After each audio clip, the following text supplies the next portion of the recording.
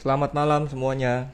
Kembali lagi di IG Live Tanya Mentor dengan saya Hendra, kali ini sebagai hostnya.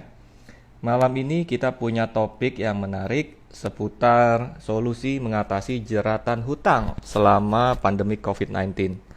Jadi buat para sahabat eh, follower Tanya Mentor bisa ikut join malam hari ini. Hari ini kita kedatangan mentor yang luar biasa, namanya Pak Suwandi Wiratno. Beliau ekspertis profesional, udah malang melintang cukup lama sekali di bidang financing. Jadi buat sahabat semua yang ingin pengen tahu lebih lanjut, mungkin ada masalah dalam hal hutang piutang, nanti bisa gabung bersama kita. Sebentar ya, saya panggil dulu Pak Suwandinya. Ingatkan lagi dia mengenai loginnya. Bentar ya.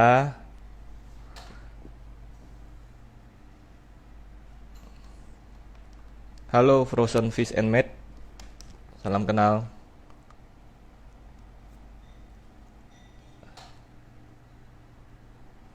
Sebentar ya. Saya bantu dulu Pak Suwandi untuk login di Tanya Mentor. Sebentar.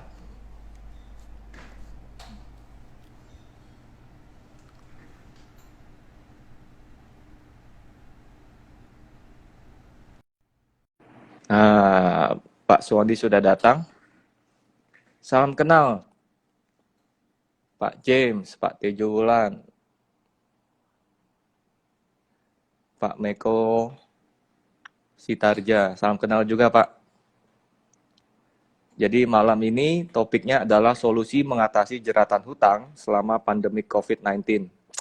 Jadi topik malam ini kita malam-malam bicara soal uang buat sahabat semua yang mungkin masih dalam proses recovery dalam during pandemic COVID, terkena masalah, mungkin mau cerita, mau sharing mengenai pinjaman, hutang, nanti kita bisa ngobrol bareng bersama-sama dengan narasumber Pak Suwandi Wiratno.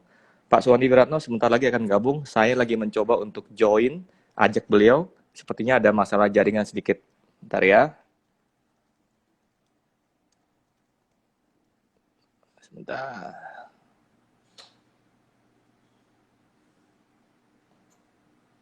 Kita panggil lagi. Mohon bersabar, saudara-saudara semua. Selamat Selamat malam, malam. Bro Hendra. Selamat malam, Pak Bos. Iya. Apa kabar? Baik-baik. Udah makan, Pak? Udah makan malam belum? Sudah sehat-sehat? Sehat. Wah, baju kita sama nih, Pak, biru-biru nih. Mukanya seger nih kayaknya ya. Baru mandi, Pak. Baru mandi. Siap. Thank you ya, Pak, udah gabung acaranya malam hari ini. Biasanya kita kan setiap minggu nih, cuman minggu lalu ada halangan. Minggu kedua kita gabung lagi. Buat Oke. sahabat semua, yuk saya perkenalkan portal Tanya Mentor. Tanya Mentor adalah portal untuk berbagi buat sahabat semua. Di sini kita panggil setiap hari para mentor di ahli bidangnya masing-masing. Dan kali ini kita akan bicara mentor tentang keuangan. Nah, saat ini narasumber kali kita adalah Bapak Suwandi Wiratno, founder dari Cemungut.id dan juga presidir dari CSWL Finance. Nah, beliau sudah malang melintang banyak di bidang keuangan. Jadi buat sahabat semua, silahkan kalau ada yang mau nanya, ada punya masalah, atau yang baru pengen punya pinjaman, ada baiknya kita cari tahu dulu bagaimana kita mengetahui mengenai pinjaman untuk menghindari jeratan hutang selama pandemi COVID. Selamat malam, Pak Suwandi. Malam-malam, Bro. Siap. Malam Pak, ya. Terima kasih sebenarnya atas apa perkenalannya nih. ya, Yang sudah sama-sama Pak. dikenalin maksudnya. Pak, yuk kita ngobrol-ngobrol Pak soal Baik. hutang. Nah, Ya. hutang itu sebenarnya apa Pak? Kalau definisi Bapak nih. Ya. Kalau saya boleh ibaratkan hutang itu sebenarnya adalah memang setiap orang tuh nggak lepas dari yang namanya soal uang atau duit ya.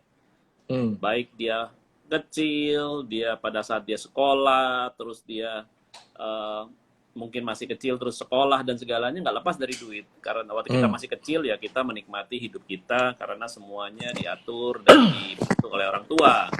Tetapi pada saat kita lulus tentu ada masanya di mana kita mulai harus hidup berdikari secara sendiri, dan bagaimana kita berjuang dalam hidup. Berjuang dalam hidup itu tentu banyak macam-macam. Tidak ada, saya yakin tidak pernah ada orang yang tidak pernah berhutang.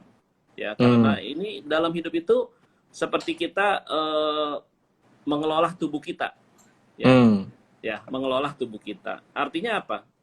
Tubuh kita ini harus dibuat enak, ya, harus dibuat semuanya harmonis, pergerakan dari tangan, kaki, badan, itu adalah bagaimana kita mengelola tubuh kita itu, dan supaya enak itu harus diasupi dengan makanan dan minuman. Ya. Kalau saya mengatakan tidak berbeda kita mengelola tubuh kita, itu contohnya yang paling bahwa kita manusia itu harus berhutang. Kita kadang-kadang berhutang sama tubuh kita. Contoh, bagi orang yang bekerjanya luar biasa, harus lembur dan segalanya, dia berhutang tidur. Ya kan? Contoh, bagi orang yang mungkin harus berpuasa, dia berhutang makan. Sebab tubuh itu kan harus diasupi dengan makanan dan minuman.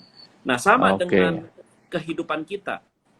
Di dalam kehidupan kita, alat yang paling kita kenal bersama untuk tukar-menukar barang, untuk bagaimana kita mendapatkan sesuatu, itu kita kenal dengan uang atau duit. Alat tukar. Dari zaman dulu. Kalau zaman dulu, macam-macam nih. Kalau zaman dulu, alat tukar-menukarnya bisa juga dengan hasil bumi. Barter. Ya, saya mungkin barter, kalau kita bicara barter.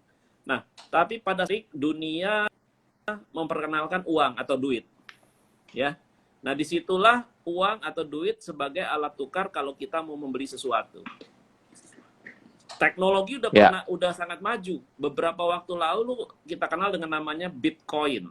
Ya, tapi itu sudah dilarang. Ya, jadi kita masih tetap memakai uang atau duit sebagai alat tukar-menukar. Bagaimana kita untuk mendapat sesuatu, kita perlu uang, perlu duit. Nah, di sini saya mau diskusi. Nah, kenapa saya bilang di sini mau diskusi, Bro Hendra? Setiap orang, tentu pada dia bersekolah, dia menentukan dirinya mau ahli di bidang apa. Ya, ada yang mau jadi dokter, ada yang mau jadi insinyur. Zaman-zaman saya tuh, zaman generasi, ya zaman generasi dulu lah ya, kita nggak boleh sebut apa sih generasi saya, tapi yang milenial kan berbeda. Sekarang ini kalau kita bicara jurusan yang mau diambil, udah bingung saya. Ada jurusannya yang mengenai apalah, dulu komputer masih biasa, masih programming dan basic dan Pascal, COBOL. Sekarang udah sangat maju teknologi.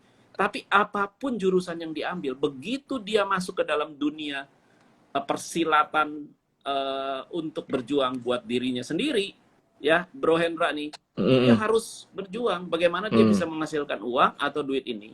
Nah, masing-masing punya cita-citanya sendiri-sendiri. Itu loh. Jadi kalau berhutang itu adalah pada saat dia memerlukan sesuatu, nggak punya uang, pada saat dia baru mulai, dia perlu hutang atau dia perlu modal dari orang tua. Ini yang kita mau bahas. Oke, mantap. Kalau saya definisi utang, Pak, adalah utang itu adalah satu hal yang sering orang lupa. Sering bikin orang lupa. Kalau udah utang sama orang atau perbankan sama itu, seringkali kita lupa, Pak. Ya kan? Kalau piutang kita selalu ingat. Kalau hutang yang seringkali kita lupa, gitu ya. Pak, sebenarnya kalau hutang itu salah nggak sih, Pak? Kalau kita bicara di masyarakat umum atau orang awam, mahasiswa yang baru lulus, atau pegawai, karyawan yang baru mulai ngerintis kerjaan, kalau utang itu boleh nggak sih, Pak, sebenarnya? Boleh. Hutang itu perlu. Hutang itu perlu. Kenapa? Hutang itu perlu sehingga kita bisa meningkatkan pendapatan kita atau aset kita dengan cara berhutang. Macam-macam. Nah, hutang itu tentunya harus kita lakukan dengan bagaimana mengelola uang orang atau duit orang itu dengan bijaksana. Itu kita namakan bagaimana kita mengatur arus kas duit yang kita kelola. Ya, arus kas itu macam-macam. Kalau kita dapat dari orang tua, pinjaman, itu juga sebenarnya hutang. Tapi kadang-kadang kita lupa. Karena itu orang tua kita nggak balikin. Tadi yang Pak Bro Hendra bilang, lupa. Ya. Iya. Nggak ada Nah, jatuh temponya, Pak, kalau mau orang nggak tua ada mah. jatuh temponya. Jadi macam-macam Hmm. kalau kita bicara hutang itu, ya hutang itu relatif. Jangan kita bilang karena kita pinjam sama orang tua atau sama keluarga, terus kita tidak tanggung jawab. Hmm. Nah, di Ya. sini kita diskusikan. Mungkin Bro Hendra nih, ya silakanlah. Pasti banyak Siap. pertanyaan. Buat sahabat semua juga boleh ya bergabung, yang baru gabung, salam kenal semuanya. Topik malam ini solusi mengatasi jeratan hutang selama pandemi COVID-19. Jadi buat sahabat semua yang mungkin ada masalah, boleh tanya-tanya, atau sahabatnya atau temannya atau keluarganya juga boleh bertanya. Pak, lanjut lagi Pak. Jadi definisi tadi hutang adalah sebenarnya kalau saya lihat itu semacam kayak daya ungkit ya Pak, daya ungkit atau leverage supaya yang tadinya kita pengen usaha dengan berhutang kita jadi bisa melakukan usaha, jadi modal gitu tambahannya. Betul. Atau kalau kita daya ungkit leverage maksudnya kalau kita pengen punya barang, punya motor atau punya mobil, cukup meleverage dengan uang mukanya saja DP, kita dengan sekecil mungkin tapi bisa membeli barang yang besar gitu ya Pak ya. Itu hutang Ya, ya Pak ya definisinya. betul. Nah, Ya. hutang itu sebenarnya baik atau kurang baik, Pak? Baik atau jelek? Menurut Bapak gimana komentarnya? Pastinya baik, Bro Hendra. Ya, contoh yang paling gampang, saya ini kan sebenarnya bekerja cukup lama di dunia perusahaan pembiayaan. Kalau masyarakat kenal leasing ya. Leasing itu Hmm. macam-macam ya. Buat pengusaha bisa berhutang kalau dia mau beli alat berat, mau beli mesin, ya bisa pengusaha UMKM, bisa pengusaha besar, menengah, macam-macam. Buat individu, kalau orang tahu tuh leasing itu paling banyak membiayai kendaraan sepeda motor dan mobil. Ya, kalau Ya. nggak ada perusahaan leasing nih Bro Hendra, Hmm. masyarakat Indonesia yang mau punya motor dan mobil mungkin yang akan sulit karena kenapa? Zaman dulu tuh kalau mau beli motor mobil tuh barang mewah. Hmm. Hari ini mau beli motor, ada perusahaan leasing bisa punya motor, bisa punya mobil. Jadi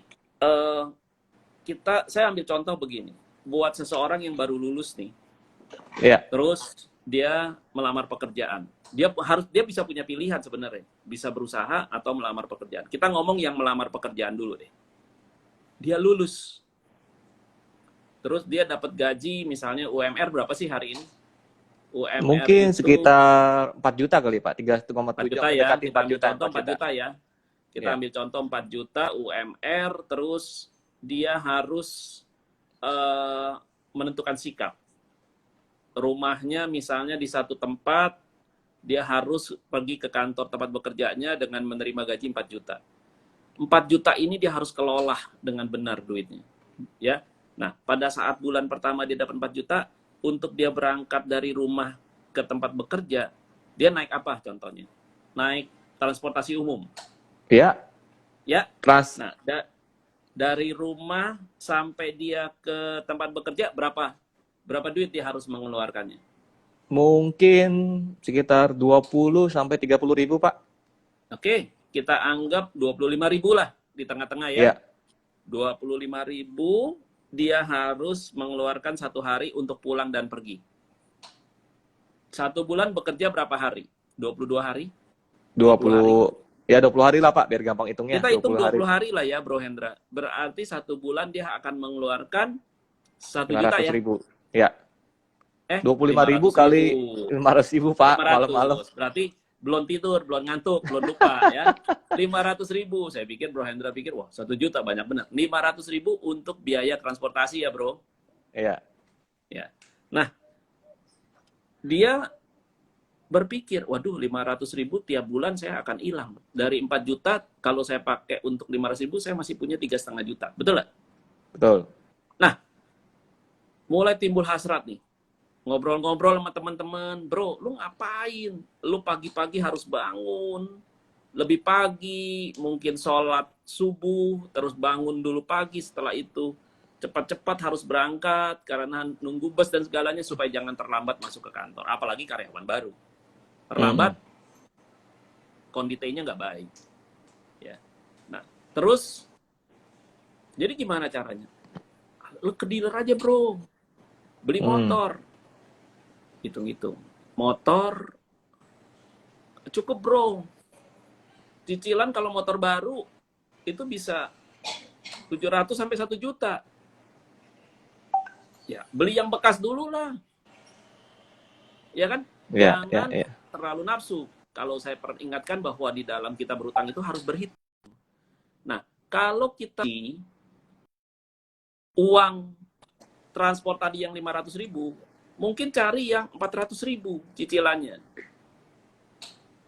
Motor pasti ada, uang mukanya barangkali diperlukan hanya 500.000. Nah, kumpulkan tiap bulan.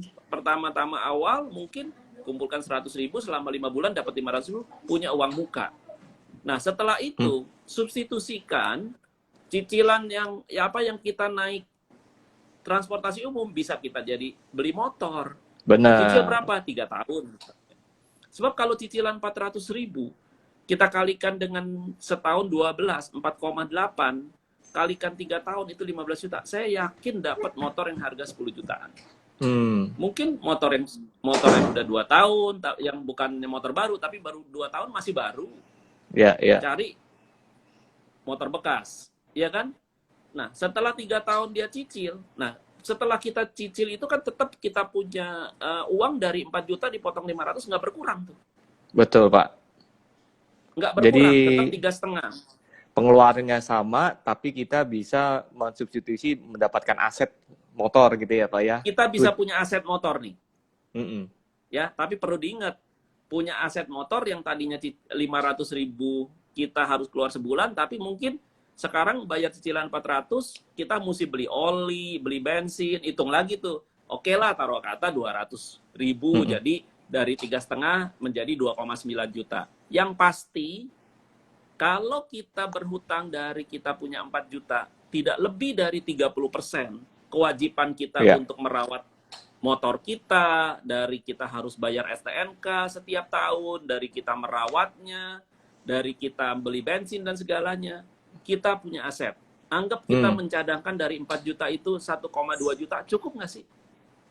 Atau kalau mau beli motor baru juga bisa cukup nih. Betul, Pak. Cukup. Ya, asal kita. Nah, tinggal 2,8 juta dalam kehidupan kita. Makan sehari kalau kita masih baru mulai, berapa nih? Bro Hendra mungkin punya teman-teman tahu lah, kebutuhan makan sehari berapa? Mungkin kalau dulu saya masih ingat karyawan pertama bawa dari rumah, Pak. Sehari makan 2 kali lah ya. Biasanya juga nggak makan. Ya. Bawa dari rumah, Pak, biasanya. Ya, kira-kira berapa tuh? Mungkin untuk bawa dari rumah, kita makan dan segalanya. 20.000 lah, Pak, tambahan. 20.000 buat makan. 20. Tapi kalau sekarang ya mungkin 50.000, Pak. Ya. 40 kali 20 hari kerja atau 30 hari dalam kehidupan ini 1,2. Betul. 1,2 tadi kita cadangkan 1 juta lah ya. 1 juta, 1,2, 30% dari 4 juta, udah 2,4. Kita masih punya 1,6 juta. Kita punya tabungan. Sisihkan buat tabungan gitu ya. 1,6 juta ini, kita juga mau happy-happy lah. Kadang waktu ada ngopi-ngopi sama teman-teman.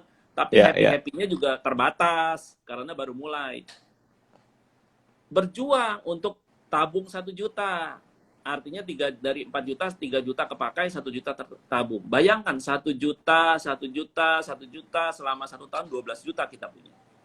Ya, setuju, kita Pak. punya motor, perlahan-lahan. Dalam kita udah bisa punya motor, kita datang lebih pagi, kita kerja dengan lebih giat, karena kita punya kewajiban nyicil hutang, akhirnya kita bisa naik kelas, nanti suatu saat mungkin kalau bisa 2 tahun sekali dipromosikan, atau 3 tahun, naik jabatan kita, ada lembur lagi, belum lagi gitu loh.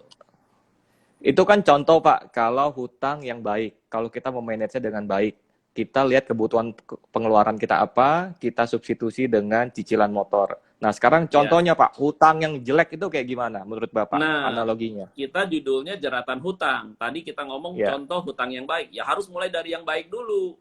Nah, pada waktu kita mengelola dengan baik, kita udah tahu nih, aturannya jangan kita punya hutang berlebihan dari pendapatan kita. Betul nggak? Suatu saat kita dirayu sama teman-teman.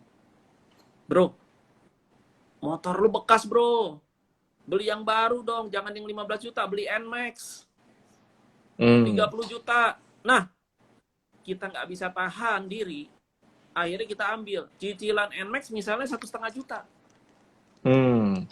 Padahal gaji Misal, masih tetap sama 4 juta gitu ya. masih 4 juta, tinggal punya 2,5 juta. Buat makan tadi kita bicara, berapa tadi bro? 1 1,2, juta, 1,2. tinggal 1,3. Hmm, Bagaimana kita mau tabung 1 juta? Emang kita nggak perlu kehidupan lain? betul. Iya kan? Jadi, Nanti akhirnya kita ngambil utang sini, utang sana, lupa lagi nih. Karena udah punya motor, perbankan juga kan kalau kita ke mall kemana, waduh, nyodorin aplikasi untuk punya kredit card. tambah lagi. Karena perbankan cara dia ngelihatnya juga, oh dia gajinya 4 juta, oke lah saya bisa kasih dia sekian juta. Akhirnya tambah lagi berhutang, tambah lagi berhutang. Kitanya yang harus pintar mengelola, seperti kita tadi saya katakan, mengelola tubuh kita. Hmm, Kita perlu makan. Orang kaya makannya steak. Kita nggak perlu makan steak, bro. Makan ketoprak, makan gado-gado, nggak bakal mati. Nggak akan ya, mati. ya. Zaman saya dulu baru mulai kerja, saya nggak punya keinginan bahwa harus mengikuti orang yang kaya cara Hmm, makannya. Saya ingat punya nasabah dulu ya di perbankan, orang kaya. Dia orang Irian, Chinese dari Irian, punya rumah besar sekali di Singapura, punya rumah besar di Jakarta, kontraktor di Irian. Dia cerita, waktu tahun 98, krisis Asia terjadi, hancur dia. hmm. Nah, waktu itu dia bilang, saya makan nasi, kerupuk, dan jambal, nggak ada yang tahu betapa susahnya hidup saya. Saya mulai lagi mengelola hidup saya. Dia Dari harus nol lagi ya. mengorbankan beberapa rumahnya dijual. Tetapi dia menjaga nama baiknya. Nah, kita harus cerita Hmm. ke sana tuh. Oke, siap Pak. Tapi sebelum ke sana Pak, jadi contoh sahabat semua, teman-teman, jadi hutang itu sebenarnya alat tukar, alat leverage untuk mensubstitusi barang gitu ya. Jadi kalau misalnya kita pengen punya motor atau mobil, kita bisa lewat pinjaman. Hutang itu juga bisa baik, bisa buruk. Hutang yang baik adalah yang terukur, angsurannya sesuai kemampuan, dan juga ada tujuannya jelas gitu ya. Dan yang hutang jelek adalah seringkali hutang yang di luar dari kemampuan kita. Seringkali kita nggak bisa tunda kesenangan dengan gembar-gembor konsumtif sana sini, motor yang musinya kelas A tiba-tiba ditawarkan kelas yang A++, mobil kita layaknya misalnya apa gitu ya, ditawarkan langsung naik Mercy gitu ya. Seringkali kita kalap, seringkali kita nggak bisa menunda kesenangan, akibatnya bukan salah hutangnya, tapi salah kita mengendalikan atau memutuskan pilihan hutangnya apa gitu ya Pak, mungkin ya. Nah, Betul. tapi Betul. seringkali kita terjebak nih, Pak. Nah, sekarang gimana, Pak, kalau buat sahabat semua di sini yang udah salah jalan atau yang udah salah perhitungan, Pak? Ya udah, Pak. Kita hilaf, Pak. Kemarin gua diajak teman, apa saya gengsi sama pacar saya, mau belinya motornya yang keren, mau belinya mobil yang keren. Hitung-hitung kayaknya mampu, tapi ternyata nggak mampu, Pak. Kalau yang udah salah jalan, salah perhitungan, gimana, Pak, caranya? Ya, salah jalan macam-macam. Pertama, bisa salah jalan karena dia membeli sesuatu di luar batas kemampuannya. Yang tadi Hmm. misalnya harus punya konsep dari gaji yang ada 30% benar-benar untuk bagaimana kita membuat bisa memakainya itu untuk membeli sesuatu dengan berhutang kita cicil ya. Nah, ada yang salah perhitungan atau salah jalan mungkin juga karena bukan kesalahan sendiri. Tadi Bro Hendra bicara ya, Bro and Sis nih yang mendengarkan bicara bahwa ini ada pandemi COVID-19.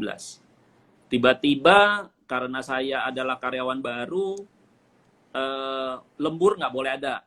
Ya, tadi kita belum hitung uang lembur. Tiba-tiba gaji saya dipotong 25%, tinggal 3 juta. Hmm. Mm-mm. Ya, kalau saya masih mau kerja, ya mau pindah kerja kemana juga sulit saat-saat begini. Ya, Betul, Pak. akhirnya yang saya sudah cadangkan, saya udah beli aset, terus bagaimana nih? Nah, jadi kesalahan ini bisa juga mungkin karena kesalahan diri sendiri yang salah Bisa mengelolanya, bisa internal juga maupun karena eksternal. keadaan eksternal yang membuat sesuatu sehingga kita salah. Nah, Hmm. buat teman-teman bro and sis yang baru memulai karyanya, baru mulai kerja, baru mulai usaha ya, tiba-tiba udah masuk dalam situasi yang misalnya usahanya tiba-tiba menurun pendapatannya, di sini harus menentukan sikap. Kadang kita harus kehilangan aset kita. Hmm. Ingat tadi waktu saya cerita di awal kan, kita menggantikan biaya transportasi Jadi punya aset, Buat aset. buat beli Betul. aset. Nah, beli aset itu nyicil misalnya 3 tahun atau 4 tahun. Tapi di tengah-tengah baru jalan 2 tahun, tiba-tiba tinggal setahun, kita nggak bisa bayar. Hmm. Pertama tentu upayanya, jangan melarikan diri dari kewajiban kita. Datang Hmm. nih sama tempat kita nyicil. Kita bilang, aduh saya punya masalah ini, saya sekarang cicilannya 500.000 per bulan, tapi saya cuma bisa bayar 250.000. Syukur-syukur, syukur-syukur, tempat kita berhutang bisa mengatakan, enggak apa-apa, silakan Hmm. cicilnya berkurang, Ya. tetapi ya silakan cicilnya berkurang, tetapi nanti pada saat Anda punya kemampuan bayar lagi silakan naik. Bisa kok, ya. Hmm. Tetapi kalau sampai terpuruk sekali, kita berhitung lagi. Anggap aja kita kemarin itu nyewa. Toh memang Hmm. kalau masih hutang masih nyewa, belum punya sendiri. Walaupun Hmm. STNK-nya atas nama kita, tetapi ingat kita berhutang, ya. Nah, kalau kita kadang kita itu nggak mau merelakan yang kita pikir udah menjadi milik kita tapi belum sepenuhnya milik kita, ya, Hmm. belum sepenuhnya. Nah, harus kita relakan, kita ngobrol lagi sama tempat kita berhutang. Pak, Bu, kalau saya menjual motor ini mungkin saya bisa dapat balik uang nggak? Kalau kita Ya. lari-lari, kita dikejar debt collector, boro-boro balik uang. Kemungkinan Betul. setelah dihitung-hitung, oh ya ini, ya dong, tolong dong, saya udah cicil dulu, saya bayar uang muka 500.000. Ya sudah, mungkin bisa dikembalikan 300.000, 400.000, atau 5, bahkan bersyukur DP-nya dikembalikan. Ambil aja Ya. dulu. Ya. Ya. Kembalikan sepeda motornya, nanti setelah masalah COVID selesai, bisa kredit lagi. Kalau sekarang kita lari kiri, lari kanan, lari-lari cantik, orang bilang, nanti pada saat waktunya dia mau kredit lagi, udah masuk daftar hitam, blacklist, nggak Hmm. bisa kredit di mana-mana. Terus Oke, akhirnya siap. cari kreditnya di mana? Carinya ke Lintah Darat. Nah, kan Hmm. akhirnya kita nggak bisa Pusing lagi nanti, kita Pak. kita nggak bisa kerja, nggak bisa fokus kepada kerjaan, mikirinnya asetnya diuber-uber, lari-lari cantik, Ya. ujung-ujungnya Ya. pekerjaannya juga tidak maksimal, kitanya nggak juga bisa menyelesaikan hutang kita, terjerat hutang kita. Jadi harus pinter lah kita, carilah. Ya. Artinya Ya. bahwa kita harus pinter bagaimana kita harus rela pada saatnya kita harus relakan, tetapi kita harus berjuang pada saatnya memang kita bisa mendapatkan sesuatu kembali. Oke, siap. Pak, jadi saya summary-kan sedikit. Jadi buat sahabat semua, buat yang udah salah jalan atau mungkin nggak sengaja karena faktor eksternal karena COVID, hutangnya jadi masalah atau nggak bisa bayar lagi, caranya yang pertama, sahabat semua harus tetap tanggung jawab, harus bisa dihubungi oleh pihak leasing atau perbankan, jangan lari-lari cantik ya Pak. Jadi harus Iya, kooperatif. Hutang itu syaratnya obatnya adalah dibayar, bukan dilari gitu ya. Jadi saat pertama harus komunikatif. Dan solusi yang kedua adalah dihitung dulu kira-kira sisa hutangnya berapa gitu ya. Harga motornya berapa, harga mobilnya berapa gitu ya. Mungkin bisa jadi pertimbangan kalau kita mau jual, kalau kita rela untuk melepaskan. Tadi Pak Suwandi ajarin kita caranya, oh siapa tahu masih kembali duit gitu ya, masih bisa kembali DP-nya yang sudah kita bayarkan. Setidaknya kalau itu lumayan dibandingkan kita lari, matikan handphone, dikejar debt collector kita lari gitu ya, motor kita hilang, nama baik kita hilang, DP kita juga nggak balik ya Pak ya. 3 kali kena betul, tuh bos, ya kan? betul, Jadi betul. buat sahabat semua, di solusi mengatasi jeratan hutang, jadi itu harus komunikatif, baik-baik sampaikan, hitung baik-baik sisa hutang pokoknya berapa, sama kemampuan kita berapa, mau dijual boleh, mau di istilahnya kalau sekarang namanya itu ya Pak, restrukturisasi ya Pak ya, bahasa kerennya Pak ya, Ya, restrukturisasi atau perpanjangan relaksasi, jangka perpanjangan waktu gitu ya, atau rescheduling bahasa Inggrisnya. Gini loh Bro Hendra, ya, saya ya, ada pengalaman ya. Ada nasabah saya ibu-ibu. Ibu-ibu ya, yang di Jawa lah, ibu-ibu dia ibu rumah tangga, terus suatu saat suaminya sakit sampai harus meninggal. Sementara dia punya 2 anak yang masih kecil harus disekolahkan dan dia pengen anaknya kuliah.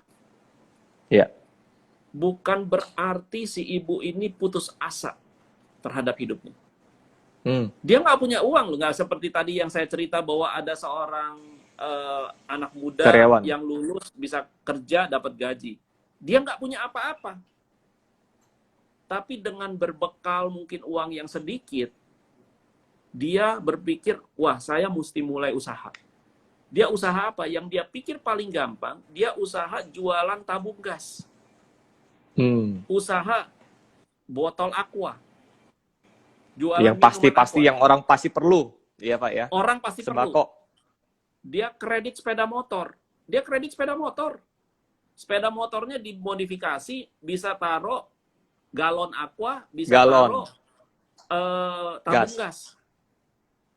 Dia kredit dengan sisa uang dari suaminya. Uang muka, terus dia keliling-keliling, dia cari restoran-restoran sekitar tempatnya yang butuh tabung gas 3 kilo dan segalanya.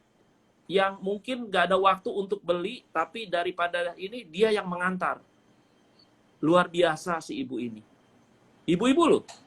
Dia dari kredit satu buah sepeda motor, dari pengalaman saya yang dulu, dia bisa punya 20 sepeda motor. Punya karyawan. Buset. 20 Pak. Karena disiplin mengelola usahanya, dan perusahaan leasingnya percaya untuk ngasih dia beli lagi. Pernah juga dia mengalami masalah. Pada satu saat dia ada masalah, dia nggak bisa bayar cicilannya. Dia relakan dia jual sebagian motornya. Nah, inilah suatu hubungan antara dia dengan perusahaan leasingnya, dan akhirnya dia memenangkan suatu perlombaan di tempat perusahaan leasingnya. Dia mendapatkan sepeda motor satu waktu karena dia menjadi orang yang bisa dipercaya oleh perusahaan leasingnya dan menjadi nasabah yang luar biasa baik. Ada kalanya dia berhasil, kategori dia nasabah terbaik ya Pak ya? Dia potong. Dia jual motornya sebagian untuk melunasi hutangnya yang ada. Contoh menarik tuh Pak ya. Jadi mulai dari yang kecil lama-lama besar, prinsip hutang baik buat berusaha gitu ya. Tapi kalau ternyata itu ada masalah di tengah jalan, either karena faktor eksternal apa internal, jangan takut untuk melepaskan. Kita rilis aset kita, tutup hutang sebagian, nanti ketika udah rebound lagi kita baru bisa minjem lagi ya Pak ya. Dibandingkan nanti kita kabur gitu aja ya Pak ya. Betul. Karena yang segala macam kita mengelola uang dan duit itu, ingat prinsipnya. 1/3 dari pendapatan kita boleh pakai untuk membayar kewajiban hutang. Kalau kita mau pinjam hutang. Artinya, kenapa hutang itu perlu? Salah satu contoh yang saya ingin mungkin bro dan sis paham. Kalau di usaha begini. Kalau kita jualan sesuatu, ini ada pedagang boneka. Dia jual boneka. Omset dia misalnya hanya 10 juta. Tapi waktu dia jual boneka ke toko, tokonya bilang, titip dulu ya bonekanya. Titip dulu bonekanya. Saya baru bayar setelah 2 bulan. Tunggu laku baru bayar. Belum tentu boneka ini langsung bisa saya jual. Pokoknya saya ambil 10 juta hari ini, 2 bulan kemudian dia baru dibayar. Tapi dia cuma punya uang 10 juta. Dah, kalau begitu bagaimana dong? Saya bikin boneka dengan modal saya 10 juta, setelah itu saya taruh di toko, 2 bulan kemudian masa saya stop produksi? Dia harus punya omset 10 juta tiap bulan, supaya jangan berkurang. Berarti kalau 2 bulan kemudian dia baru dapat 10 jutanya, untuk dia punya uang, dia harus hutang. Dia hutang bagaimana? Dia hutang sama perusahaan atau bank, hutangnya 20 atau 30 juta. Ya, 20 atau 30 juta. Nah, kalau dia bisa dapat utang 20 juta, ini baru kita bicara nih. Kalau utang 20 juta, berarti bulan ini dia punya modal sendiri 10 juta, bulan depan dia pakai duit bank 10 juta. Bulan depannya lagi, dia dapat kebayaran 10 jutanya dia. Di rolling lagi ya Pak ya, duit pinjaman bayar ke bank. Untuk muter dia punya usaha, dia perlu 20 juta. Pertanyaannya kalau dia dapat pinjaman. Terus kalau dia cuma punya modal 10 juta, dia nggak punya pinjaman. Dia nggak bisa dapat pinjaman. Pinjaman itu kan harus ada jaminan. Betul. Nah, jaminannya apa? Nah, di sini. Kalau kita bicara hutang itu kepercayaan.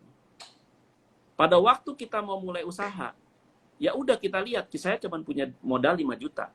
10 juta. Ya jangan duitnya semua dipakai 5 juta. 10 juta buat omset, pakai 5 juta dulu aja buat omset. Yang 5 jutanya, 5 jutanya kita jaminin ke bank dalam bentuk deposito.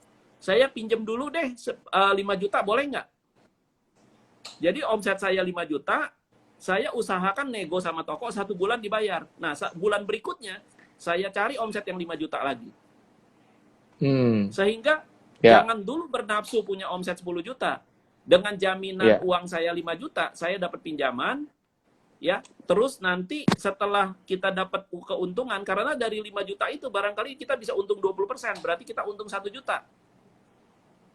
Nanti 5 bulan, 6 bulan kemudian, kita dapat lagi 5 juta. Kita bisa tumpukan lagi, gulung lagi, gulung lagi. Jangan terlalu nafsu, semuanya itu terlalu nafsu, akhirnya kita nggak bisa mengelola. Tapi kita bisa menjadi pengusaha sukses, atau kita bisa mengelola duit kita sebagai karyawan, bisa punya aset. Saya punya skenario gini Pak, misalkan kita udah ikutin caranya Bapak. Kita berhutang, pakai modal kerja gitu ya, dengan tujuan untuk berusaha supaya omset kita naik, supaya operasional kita berjalan. Kita misalnya contoh tadi jualan boneka. Kita udah deposito 5, kita omset 5, kita pinjam dengan semampu kita. Tapi Pak, saya tiba-tiba si penjual boneka mallnya tutup Pak, gara-gara pandemi COVID, ya kan? Lalu dia stoknya nggak bisa kejual sama sekali, dan saya juga nggak bisa bayar, gara-gara itu bukan karena saya, karena faktor yang ini. Nah, itu solusinya gimana Pak? Ya. Kalau perbankan tadi nagih-nagih, karena tuh banyak loh Pak. Kemarin saya ketemu supplier frame lukisan. Supply ke toko-toko di mall, semuanya tutup. Dan nggak bisa dinagih sama sekali. Ya. Satu hasil kan kita juga harus bayar ke bank. Nah itu gimana Pak, kalau prinsipnya sekarang modal kerja? Nah, modal kerja itu kan ada pembayaran kewajiban pokok dan bunga. Ya, kalau sampai terpuruk sekali, kita nggak bisa bayar pokok dan bunga, kita pikir, kita hitung bisa bayar bunganya saja nggak dulu? Pak Wan, oh ini nggak bisa, saya nggak bisa bro, saya nggak bisa bayar bunga. Bro, saya nggak bisa bayar bunga. Pokok nggak bisa bayar, bunga nggak bisa. Minta, kan ini juga ada peraturan pemerintah nih, bisa tunda pokok dan bunga. Kita lihat, kalau kita tunda pokok dan bunga, kita lihat, bisa nggak kita mengalihkan jualan boneka kita melalui online. Ada Tokopedia, ada Bukalapak, ada macam-macam. Balik harus kanan, jadi shifting gitu ya Pak, harus pivot gitu ya, shifting. Balik kanan, cari platform. Kalau saya jualan melalui Instagram sendiri, kalau kita melalui Tokopedia, seperti apa? Kalau kita berjuang, balik kanan sendiri. Kalau sampai nggak bisa juga. Kita buru-buru. Kita punya jaminannya apa tadi? Apakah kita kasih jaminan motor? Kita kasih jaminan deposito kita? Potong, rugi, balikin dulu ke bank. Bilang, saya berhutang 5 juta, bilang sama bank, minta dong bantuan, utang saya 5 juta, saya nggak bisa bayar, tapi saya punya 4 juta, bisa nggak dipotong? Kalau nggak, saya bayar 4 juta, 1 jutanya saya minta nanti. Bank pasti prihatin. Leasing pasti prihatin. Bank pasti apresiasi ya Pak ya? Anda ini nggak lari. Tapi berjuang. Susah Pak? Iya. Susah. Karena kenapa? Usahanya hilang, yang penting bayar dulu hutang.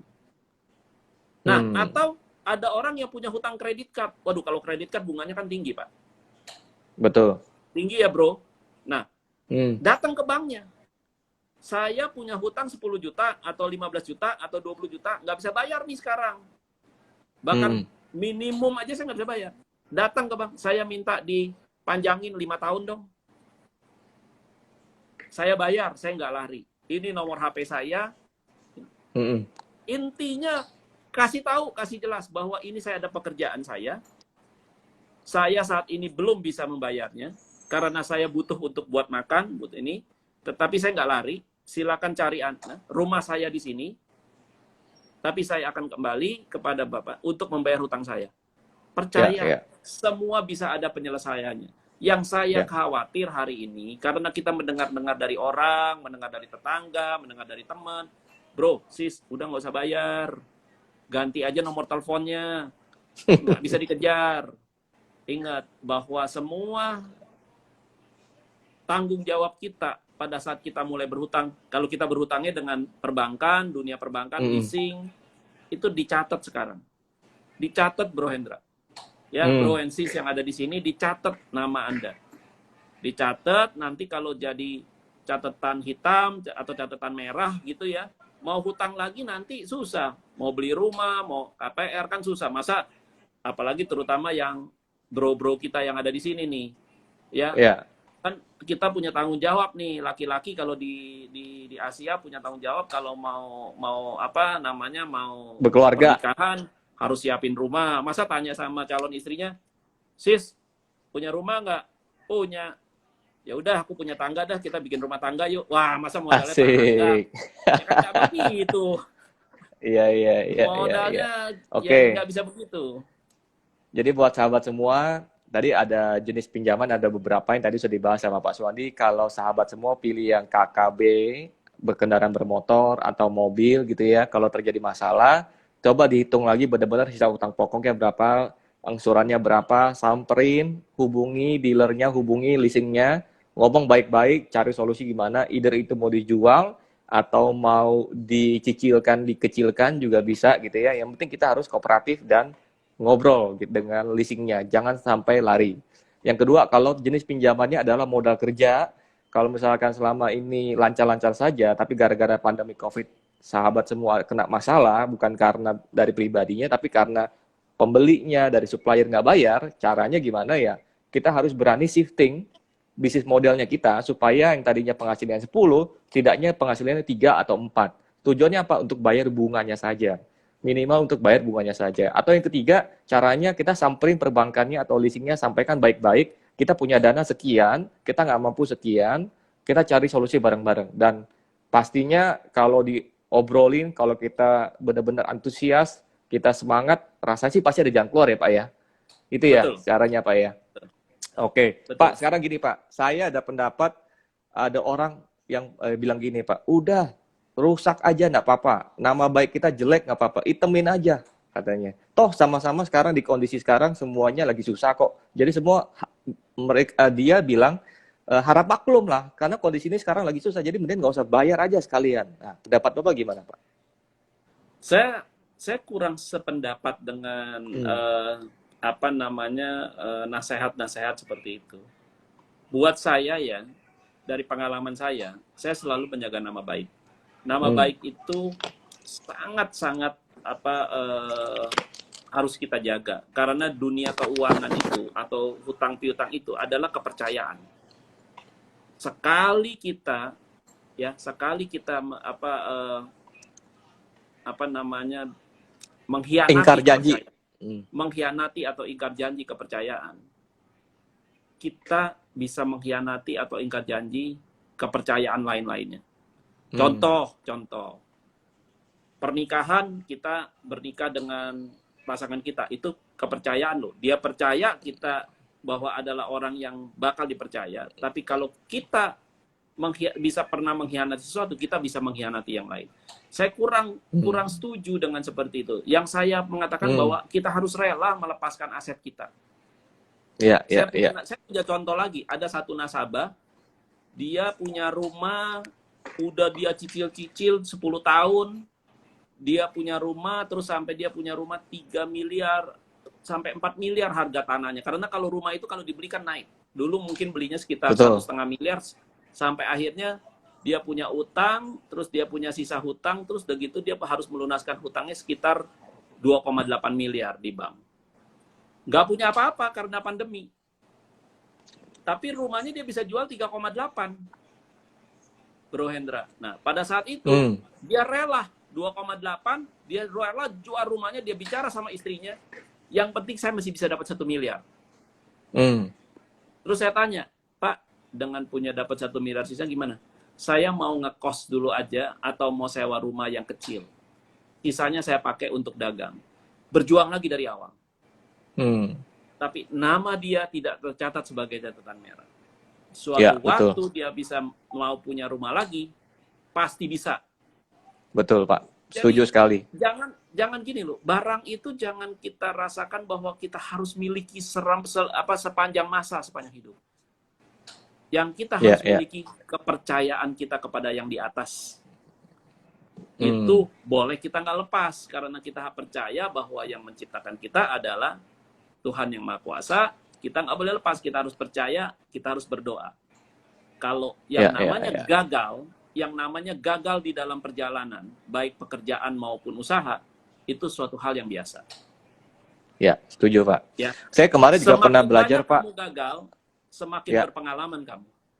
Betul. Kemarin waktu pandemi kemarin kan banyak tuh Pak pelatihan-pelatihan. Salah satunya saya juga ikut pelatihan tentang psikologi, tentang NLP.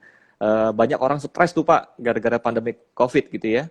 Jadi kemarin ilmunya yang saya dapat adalah saat kita kecil sampai dewasa, saat ini ilmu kita, pembelajaran kita adalah selalu ilmu untuk mengumpulkan aset, mengumpulkan uang, mengumpulkan emas, properti gitu ya. Kita koleksi, kita punya harta benda gitu ya. Tapi seringkali kita nggak pernah ada rumus untuk melepaskan. Seringkali melepaskan untuk dapat yang lebih besar lagi. Jadi prinsip kemarin yang saya belajar, ada betul yang Bapak sampaikan, seringkali kita harus berani untuk melepaskan sesuatu yang kita punya, bukan berarti kita kehilangan. Kalau kita udah pernah dapat motor, kita udah pernah cicil motor, seharusnya besok kalau kita lepas lagi, kita pasti bisa dapat lagi gitu ya Pak ya. Jadi jangan takut buat sahabat semua, untuk melepaskan aset kita, tapi tujuannya juga baik untuk tutup hutang buat kelancaran usaha dan karir kita dan kehidupan kita ya Pak ya. Karir, usaha, apapun juga, setiap orang pasti pernah merasakan sesuatu yang sangat tidak manis atau sulit. Saya pernah mengalami secara pribadi. Saya pernah satu posisi menjadi seorang presiden direktur perusahaan leasing, mengelola karyawan 13.000. Namun pada satu waktu perusahaannya dibeli oleh orang asing, ada ketidaksepakatan dalam pengelolaannya, ada sesuatu yang saya tidak bisa terima karena saya melihat bahwa ini secara integritas tidak baik apa yang diminta oleh pemegang saham baru. Saya putuskan diri untuk mundur. Memutuskan diri untuk mundur dengan pendapatan yang sudah sangat besar buat saya dan keluarga, sangat berat. Tapi saya percaya, waktu itu saya bicara sama istri saya bicara dengan anak saya berdoa, kita masih punya tabungan untuk melanjutkan kehidupan beberapa bulan ke depan. Saya yakin saya berjuang, saya bisa mencari pekerjaan baru, karena reputasi nama saya yakin saya bisa mendapat pekerjaan. Apa yang terjadi? Pada saat saya keluar 2 bulan, tiba-tiba ada rekan saya, juga orang kaya, punya usaha, mau nggak bekerja di tempat saya? Saya mau Pak Suwandi untuk melanjutkan satu perusahaan saya, aset management, tapi income yang Bapak terima kemarin, saya nggak bisa bayar full. Saya nggak bisa bayar seperti itu, saya cuma bisa bayar 70%. Nggak bisa disamakan gitu ya. 70% saya berarti harus kehilangan 30% loh. Bukan berarti saya kehilangan motor mobil, 30% aset saya. Ya, saya rela. Saya terima. Berjalan 1 tahun, saya diminta untuk mengelola perusahaan yang saya bekerja sekarang. Dapatnya 3 kali lipat. Betul kan Pak prinsipnya? Jadi artinya, melepaskan untuk dapatkan yang lebih besar. Besar. Ini cerita pekerjaan saya. Jadi berhutang itu bisa berhutang dalam bentuk uang, berhutang dalam bentuk profesionalisme kita. Ya. Kita kadang nggak mau melepaskan, aduh income-nya udah ini, disuruh apa aja kita lakukan. Jangan. Pokoknya buat kita adalah lakukan yang menurut intuitif hati kita itu benar.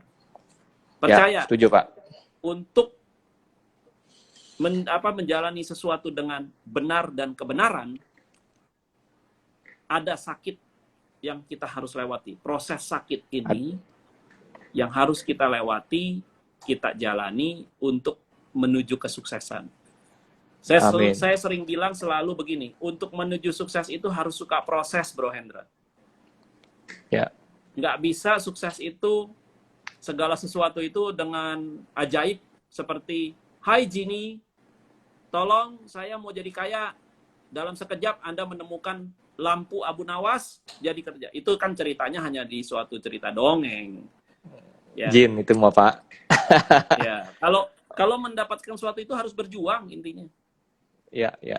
Pak, saya mau nanya Pak. Jadi tadi kembali lagi ke soal pinjaman gitu ya. Seringkali kita terjerat pinjaman, kita tahu kita tahu salah jalan, salah hitung gitu ya. Tapi seringkali ego kita belum mau untuk melepaskan gitu ya. Belum lagi bisikan sana sini, jangan lawan aja, nggak usah begini, nggak usah begitu kan. Nah, tambah lagi Pak, sekarang kan banyak nih Pak yang menawarkan jasa-jasa untuk kan terima SMS banyak tuh Pak. Anda punya hutang, silakan hubungi kami akan selesaikan pinjaman. Itu siapa sih Pak? Sebenarnya itu pihak leasing atau perbankan atau kita perlu ladenin nggak sih Pak kalau kayak gitu? Menurut Bapak gimana? Sebenarnya kan begini. Ya, karena banyak orang yang kurang paham, banyak orang karena takut ditelepon oleh penagih Debt collector. hutang, karena debt collector dan segalanya, akhirnya dia mengalami suatu posisi stres. Ya, stres yang tinggi, dia Panik. harus melewati masalah stres ini, panik, terus tiba-tiba dia terima SMS. Nah, belum tentu ini satu organisasi atau suatu perusahaan yang benar-benar bisa membantu. Nggak apa-apa dihubungin, nggak ada salah. Bisa aja itu benar. Ya, karena Anda mungkin nggak kenal dengan perbankannya, karena Anda punya kredit card, nggak kenal, tapi perusahaan ini barangkali dia punya kenalan dengan pimpinan yang ada di bank itu. Dia bisa membantu. Ya, cari tahu aja. Tapi kalau ada biaya yang besar, hati-hati. Seringkali juga misalnya bicara kendaraan mobil nih. Wah ya, bisa membantu penjerat hutang. Terus begitu Anda datang, ternyata dia adalah suatu perusahaan abal-abal yang mengatakan, udah gini, pokoknya urusan utang Anda, saya yang selesaikan. Mobilnya serahkan sama saya, nanti saya yang beresin, STNK-nya kasih saya, you nggak perlu khawatir, saya kasih 5 juta, you diam-diam aja di rumah. Bohong itu. Itu ibaratnya Karena nanti penadah mobilnya gitu Pak udah ya? dikasih ke dia, Anda pikir Anda dapat 5 juta, selesai masalah. Itu kan bukan perusahaan tempat Anda berhutang. Nanti namanya tetap nama Anda yang jelek, mobil Anda udah dibawa kabur sama orang ini, Anda satu saat nyari dia nggak ada.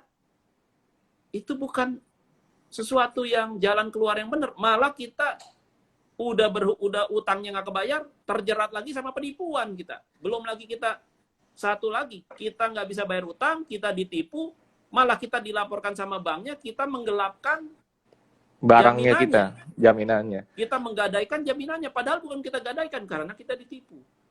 Ya. Sebaiknya Jadi banyak, saran saya, datang ke kantor tempat kita berhutang lebih baik, Bro Hendra. Siap. Jadi banyak yang ngambil kesempatan ya. Banyak yang ambil kesempatan, orang-orang jahat mengambil kesempatan dikala kepanikan, dikala ketakutan para nasabah-nasabah gitu ya. Jadi ketika dia panik, seringkali dia menawarkan solusi, seolah-olah solusi. Tapi ternyata mobilnya atau motornya ditarik, dikasih uang, balikin DP-nya sebagian, dia pikir selesai, tapi ternyata itu argo masih jalan ya Pak ya. Cicilannya masih jalan, semua masih jalan. Jadi kita malah udah jatuh ketimpa tangga tuh, nama baik jelek, unit kita udah hilang, dapat DP nggak sebagian, tapi hutang masih jalan gitu ya. Betul. Oke, itu Pak, ada yang bertanya tuh Bro Henda. Siap. Saya lihat di pertanyaan ada yang bertanya apakah hutang kita di bank atau di kartu kredit sudah diasuransikan. Nah, saya mau menjawab nih. Kalau Pak John Alan itu bertanya bahwa utang dia kalau berhutangnya itu dapat pinjamannya KUR, kredit usaha rakyat, ada asuransi penjaminan. Kita pada saat berhutang, dalam cicilan kita termasuk kita dijamin dengan perusahaan penjaminan, namanya Jamkrindo atau Jamkrinda atau Askrindo, asuransi kredit. Jadi perlu dilihat tuh perjanjiannya. Kalau memang ada jaminannya, kita boleh minta sama banknya, tolong dong Pak, utang saya ini bukan saya nggak bisa bayar, tapi kan ada Jamkrindo, Bapak dijamin. Saya bayar nanti suatu saat. Tetapi saat ini nama saya jangan masuk dalam catatan merah. Nah, kalau kartu kredit, saya tidak pernah mendengar ada jaminannya. Karena kartu kredit itu sebenarnya pinjaman tanpa jaminan. Bank lebih beresiko daripada si peminjam, daripada kita yang memakai kartu kreditnya. Bank lebih beresiko. tapi nama kita akan jelek kalau kita nggak bayar. Maka sebelum kita masuk dalam jerat hutang kartu kredit yang berbunga yang tinggi, menulis surat, ya kalau kita bicara sama tempat cabangnya, banknya itu mungkin di level pimpinannya belum bisa mengambil putusan, naik terus, naik sampai ke level direksi. Oke, siap. Ya, naik terus. Oke, jadi untuk kita tidak bisa jangan pernah nyerah. pada satu saat. Untuk kita tidak bisa masuk daftar hitam, pada satu saat begitu kita udah selesai, kita minta surat tanda bahwa kita sudah selesai hutangnya, surat keterangan supaya itu bisa surat keterangan lunas. Iya. Oke. Pak, waktu kita tinggal 3-4 menit lagi nih Pak. Ini kita harus jawab singkat. Ini ada sahabat kita Pak John Alan juga, ini profesional nih Pak, entrepreneur. Beliau juga pernah pengalaman sepertinya, dulu dia pernah hutang kartu kredit, katanya cukup kasih ke pengacara, bayar fee 10%, lalu hutang kita lunas karena dibantu urus oleh pengacara tersebut. Dan dengan alih-alih kita tidak masuk daftar hutang, dan selanjutnya semua hutang piutang korespondensinya ke pengacara tersebut. Menurut Bapak itu benar nggak Pak ya? Atau masuk akal nggak seperti itu Pak?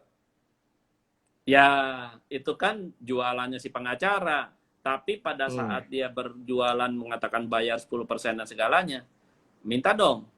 Dasarnya apa? Jangan dibayar dulu 10%-nya. Kalau dia udah sukses, ada surat keterangan lunas, baru dibayar. Kalau kita udah bayar dulu 10%, duitnya dia udah dapat, dia kan bukan pemilik dari perbankannya, Pak John Allen. Jadi, ya jangan kita ditipu lah intinya. Sebaiknya kita sendiri yang menyelesaikan, kita menjelaskan, kalaupun pernah kita punya hutang beberapa tahun yang lalu, surati. Kalau sekarang sudah punya uang, punya duit, tolong Pak, Bu, pada waktu itu saya agak panik, kalap, saya punya hutang, saya mau datang, saya mau bayar sekian, ini kemampuan saya. Ingat, hutang bukan perkara pidana.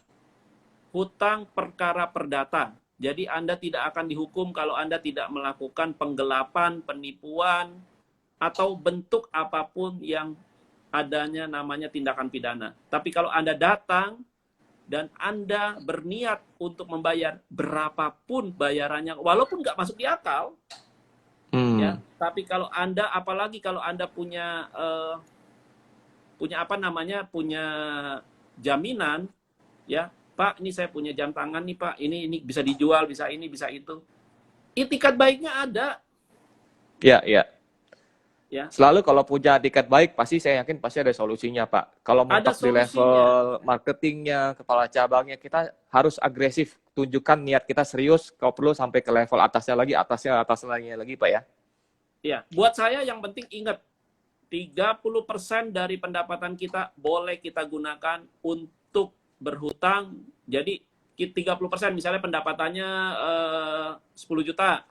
3,3 juta boleh kita pakai. Kalau kita mau utang 3,3 juta, artinya kita bisa berhutang berapa? 30 juta kah? 60 juta kah? Itu ada hitungannya. Nanti kita di sesi berikutnya kita hitungin tuh. Kalau sepertiga dari hutang, dari hasil kita, kira-kira kita maksimal bisa berhutang berapa? Plafon hutang kita yang ideal berapa gitu ya, supaya kita nggak ngap untuk bayarnya, Pak ya. Jangan lebih. Nah, nanti kalau lebih juga nggak ada manfaatnya. Siap. Oke, waktunya Pak. 1 jam Siap, sih dari ini... Bro Hendra. Kalau waktunya bisa dapat 2 jam, kita lebih enak ngobrol-ngobrolnya. Iya, ya. Kita 1 jam aja dulu, Pak. Nanti kita sambung lagi. Kalau kelamaan, kita yang capek, Pak.